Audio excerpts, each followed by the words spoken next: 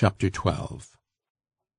Have you ever observed how in childhood, or at the early stages of social life, we create a model for our own imitation, with our own hands, as it were, and often without knowing it? The banker's clerk, for instance, as he enters his master's drawing-room, dreams of possessing such another. If he makes a fortune, it will not be the luxury of the day 20 years later that you will find in his house, but the old-fashioned splendor that fascinated him of yore. It is impossible to tell how many absurdities are due to this retrospective jealousy.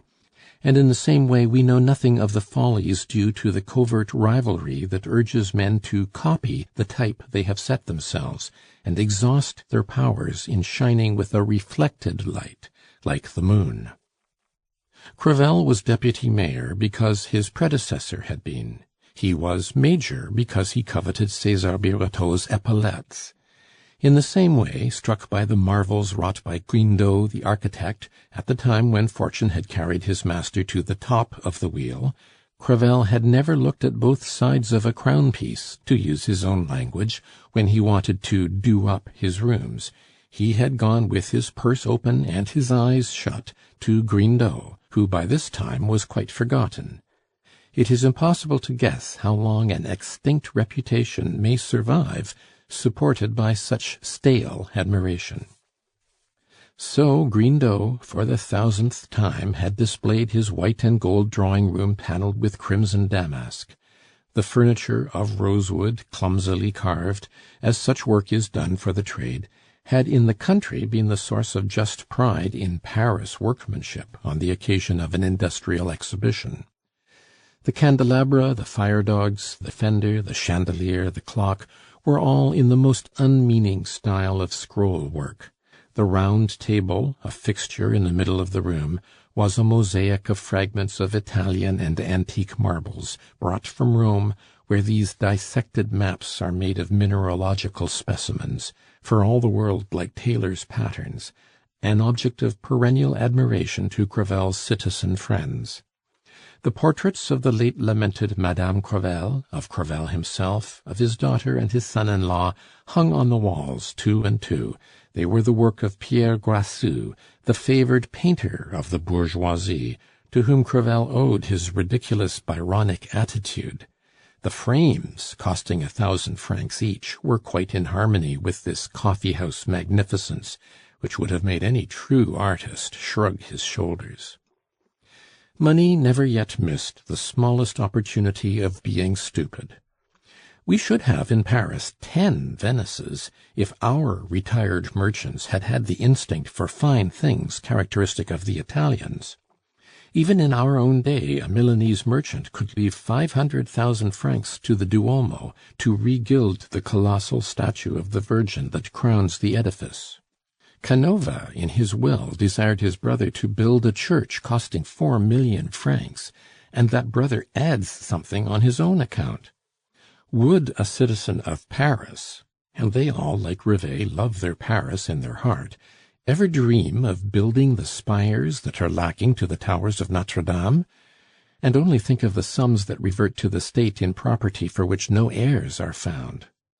All the improvements of Paris might have been completed with the money spent on stucco castings, gilt mouldings, and sham sculpture during the last 15 years by individuals of the Crevel stamp. Beyond this drawing-room was a splendid boudoir, furnished with tables and cabinets in imitation of Boule. The bedroom, smart with chintz, also opened out of the drawing-room. Mahogany in all its glory infested the dining-room, and Swiss views, gorgeously framed, graced the panels. Crevel, who hoped to travel in Switzerland, had set his heart on possessing the scenery in painting till the time should come when he might see it in reality. So, as will have been seen, Crevel, the mayor's deputy of the Legion of Honor and of the National Guard, had faithfully reproduced all the magnificence, even as to furniture, of his luckless predecessor. Under the Restoration, where one had sunk, this other, quite overlooked, had come to the top, not by any strange stroke of fortune, but by the force of circumstance. In revolutions, as in storms at sea, solid treasure goes to the bottom, and light trifles are floated to the surface. César Birotteau, a royalist, in favor and envied, had been made the mark of bourgeois hostility, while bourgeoisie triumphant found its incarnation in Crevel. This apartment, at a rent of 1,000 crowns, crammed with all the vulgar magnificence that money can buy, occupied the first floor of a fine old house between a courtyard and a garden. Everything was as spick and span as the beetles in an entomological case, for Crevel lived very little at home. This gorgeous residence was the ambitious citizen's legal domicile. His establishment consisted of a woman cook and a valet. He hired 2 extra men, and had a dinner sent in by Chevet whenever he gave a banquet to his political friends, to men he wanted to dazzle, or to a family party. The seat of Crevel's real domesticity, formerly in the Rue Notre-Dame de Lorette, with Mademoiselle Héloïse Brisetout, had lately been transferred, as we have seen, to the Rue Chauchat. Every morning the retired merchant, every ex-tradesman is a retired merchant, spent 2 hours in the Rue des Saussayes to attend to business, and gave the rest of his time to Mademoiselle Zaire, which annoyed Zaire very much. Orosmane Crevel had a fixed bargain with Mademoiselle Héloïse. She owed him 500 francs worth of enjoyment every month, and no bills delivered. He paid separately for his dinner and all extras. This agreement, with certain bonuses, for he made her a good many presents, seemed cheap to the ex-attaché of the great singer, and he would say to widowers who were fond of their daughters that it paid better to job your horses than to have a stable of your own. At the same time, if the reader remembers the speech made to the Baron by the porter at the Rue Chauchat, Crevel did not escape the coachman and the groom. Crevel, as may be seen, had turned his passionate affection for his daughter to the advantage of his self-indulgence. The immoral aspect of the situation was justified by the highest morality.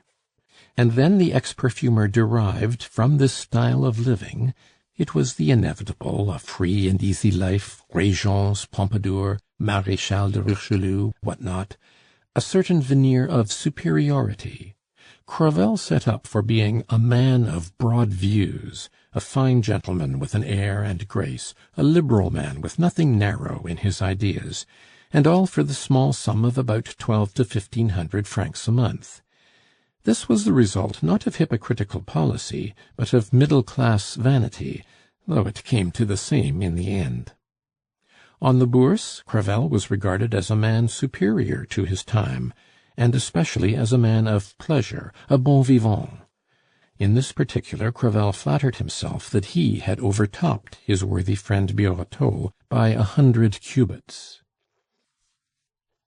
"And is it you," cried Crevel, flying into a rage as he saw Lisbeth enter the room, "who have plotted this marriage between Mademoiselle Hulot and your young Count, whom you have been bringing up by hand for her?"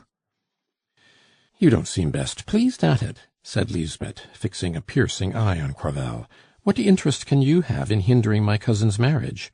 For it was you, I am told, who hindered her marrying Monsieur Lebas's son." "You are a good soul and to be trusted," said Crevel. "Well, then, do you suppose that I will ever forgive Monsieur Hulot for the crime of having robbed me of Josepha, especially when he turned a decent girl, whom I should have married in my old age, into a good-for-nothing slut, a mountebank, an opera singer? No, no, never." "He is a very good fellow, too, is Monsieur Hulot," said Cousin Betty. "Amiable, very amiable, too amiable," replied Crevel. "I wish him no harm, but I do wish to have my revenge, and I will have it. It is my one idea." "And is that desire the reason why you no longer visit Madame Hulot?" "Possibly." "Aha! Then you were courting my fair cousin?" said Lisbeth with a smile. "I thought as much." "And she treated me like a dog, worse, like a footman. Nay, I might say like a political prisoner. But I will succeed yet. said he, striking his brow with his clenched fist. Poor man, it would be dreadful to catch his wife deceiving him after being packed off by his mistress. "Josepha?" cried Crevel. "Has Josepha thrown him over, packed him off, turned him out neck and crop? Bravo, Josepha, you have avenged me. I will send you a pair of pearls to hang in your ears, my ex-sweetheart. I knew nothing of it, for after I had seen you, on the day after that when the fair Adeline had shown me the door, I went back to visit the Lebas at Corbeil, and have but just come back. Heloise played the very devil to get me into the country, and I have found out the purpose of her game. She wanted me out of the way while she gave a house-warming in the Rue Chauchat, with some artists and players and writers. She took me in. But I can forgive her, for Heloise amuses me. She is a Dejazet under a bushel. What a character the hussy is! There is the note I found last evening. Dear old chap, I have pitched my tent in the Rue Chauchat. I have taken the precaution of getting a few friends to clean up the paint. All is well. Come when you please, monsieur. Hagar awaits her Abraham. Heloise will have some news for me, for she has her Bohemia at her finger's end. But Monsieur Hulot took the disaster very calmly, said Lisbeth. Impossible, cried Crevel, stopping in a parade as regular as the swing of a pendulum. Monsieur Hulot is not as young as he was, Lisbeth remarked significantly. I know that, said Crevel, but in one point we are alike. Hulot cannot do without an attachment. He is capable of going back to his wife. It would be a novelty for him, but an end to my vengeance. You smile, Mademoiselle Fischer. Ah, perhaps you know something. I am smiling at your notions, replied Lisbeth. Yes, my cousin is still handsome enough to inspire a passion. I should certainly fall in love with her if I were a man. Cut and come again, exclaimed Crevel. You are laughing at me. The Baron has already found consolation? Lisbeth bowed affirmatively. He is a lucky man if he can find a second Josepha within 24 hours, said Crevel. But I am not altogether surprised, for he told me one evening at supper that when he was a young man he always had 3 mistresses on hand, that he might not be left high and dry, the one he was giving over, the one in possession, and the one he was courting for a future emergency. He had some smart little workwoman in reserve, no doubt, in his fish-pond, his parc au cerf. He is very Louis XV, is my gentleman. He is in luck to be so handsome. However, he is aging. His face shows it. He is taken up with some little milliner? Dear me, no, replied Lisbeth. Oh, cried Crevel, what would I not do to hinder him from hanging up his hat? I could not win back Josepha. Women of that kind never come back to their first love. Besides, it is truly said, such a return is not love. But, Cousin Betty, I would pay down 50,000 francs, that is to say, I would spend it, to rob that great good-looking fellow of his mistress, and to show him that a major with a portly stomach and a brain made to become mayor of Paris, though he is a grandfather, is not to have his mistress tickled away by a poacher without turning the tables. My position, said Lisbeth, compels me to hear everything and know nothing. You may talk to me without fear. I never repeat a word of what anyone may choose to tell me. How can you suppose I should ever break that rule of conduct? No one would ever trust me again. I know, said Crevel, you are the very jewel of old maids. Still, come, there are exceptions. Look here, the family have never settled an allowance on you. But I have my pride, said Lisbeth. I do not choose to be an expense to anybody. If you will but help me to my revenge, the tradesman went on, I will sink 10,000 francs in an annuity for you.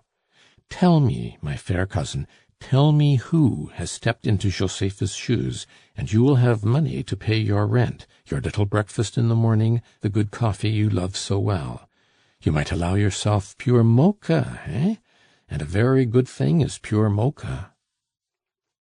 I do not care so much for the 10,000 francs in an annuity, which would bring me nearly 500 francs a year, as for absolute secrecy," said Lisbeth.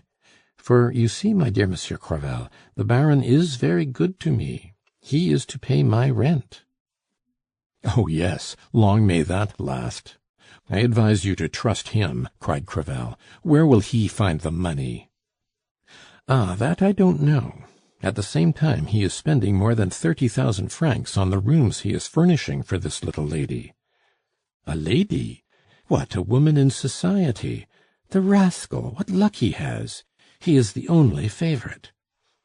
"A married woman, and quite the lady," Lisbeth affirmed. "Really and truly?" cried Crevel, opening wide eyes flashing with envy quite as much as at the magic words, "quite the lady." "Yes, really," said Lisbeth. "Clever, a musician, 23, a pretty innocent face, a dazzling white skin, teeth like a puppy's, eyes like stars, a beautiful forehead, and tiny feet. I never saw the like. They are not wider than her stay busk." "And ears?" asked Crevel, keenly alive to this catalogue of charms. "Ears for a model," she replied. "And small hands?"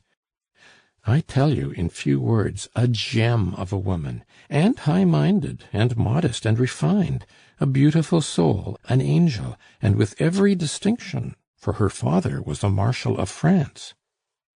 "A Marshal of France!" shrieked Crevel, positively bounding with excitement.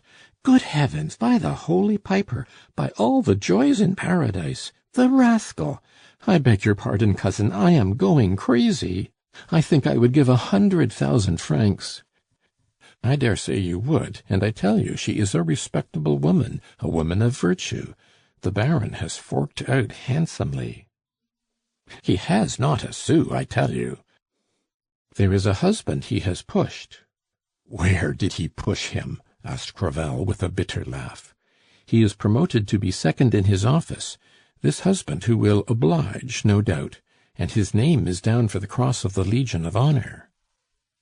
"The government ought to be judicious and respect those who have the cross by not flinging it broadcast," said Crevel with the look of an aggrieved politician. "But what is there about the man, that old bulldog of a Baron?" he went on. "It seems to me that I am quite a match for him." And he struck an attitude as he looked at himself in the glass. "Heloise has told me many a time, at moments when a woman speaks the truth, that I was wonderful." "Oh," said Lisbeth, "women like big men. They are almost always good-natured. And if I had to decide between you and the Baron, I should choose you. Monsieur Hulot is amusing, handsome, and has a figure, but you are substantial, and then, you see, you look an even greater scamp than he does." "It is incredible how all women, even pious women, take to men who have that about them," exclaimed Crevel, putting his arm round Lisbeth's waist, he was so jubilant. "The difficulty does not lie there," said Betty. "You must see that a woman who is getting so many advantages will not be unfaithful to her patron for nothing. And it would cost you more than 100,000 francs, for our little friend can look forward to seeing her husband at the head of his office within 2 years' time. It is poverty that is dragging the poor little angel into that pit." Crevel was striding up and down the drawing-room in a state of frenzy. "He must be uncommonly fond of the woman?" he inquired after a pause, while his desires, thus goaded by Lisbeth, rose to a sort of madness. "You may judge for yourself," replied Lisbeth. "I don't believe he has had that of her," said she, snapping her thumb-nail against one of her enormous white teeth. "And he has given her 10,000 francs worth of presents already." "What a good joke it would be," cried Crevel, "if I got to the winning post first!" "Good heavens, it is too bad of me to be telling you all this tittle-tattle," said Lisbeth with an air of compunction. "No, I mean to put your relations to the blush. To-morrow I shall invest in your name such a sum in 5 per cents as will give you 600 francs a year, but then you must tell me everything. his Dulcinea's name and residence. To you I will make a clean breast of it. I never have had a real lady for a mistress, and it is the height of my ambition. Mahomet's houris are nothing in comparison with what I fancy a woman of fashion must be. In short, it is my dream, my mania, and to such a point that I declare to you the Baroness Hulot, to me, will never be 50, said he, unconsciously plagiarizing one of the greatest wits of the last century. I assure you, my good Lisbeth, I am prepared to sacrifice 100, 200. Hush! Here are the young people. I see them crossing the courtyard. I shall never have learned anything through you, I give you my word of honor, for I do not want you to lose the Baron's confidence. Quite the contrary. He must be amazingly fond of this woman, that old boy. He is crazy about her, said Lisbeth. He could not find 40,000 francs to marry his daughter off, but he has got them somehow for his new passion. And do you think that she loves him? At his age? Said the old maid. Oh, what an owl I am, cried Crevel, when I myself allowed Heloise to keep her artist exactly as Henri IX allowed Gabrielle her Belgrade. Alas, old age, old age. Good morning, Celestine. How do, my jewel? And the brat? Ah, here he comes. On my honor, he is beginning to be like me. Good day, Hulot. Quite well? We shall soon be having another wedding in the family. Celestine and her husband, as a hint to their father, glanced at the old maid, who audaciously asked, in reply to Crevel, "Indeed, whose?" Crevel put on an air of reserve which was meant to convey that he would make up for her indiscretions. "That of Hortense," he replied, "but it is not yet quite settled. I have just come from the Lebas, and they were talking of Mademoiselle Popinot as a suitable match for their son, the young councillor, for he would like to get the presidency of a provincial court. Now, come to dinner." End of chapter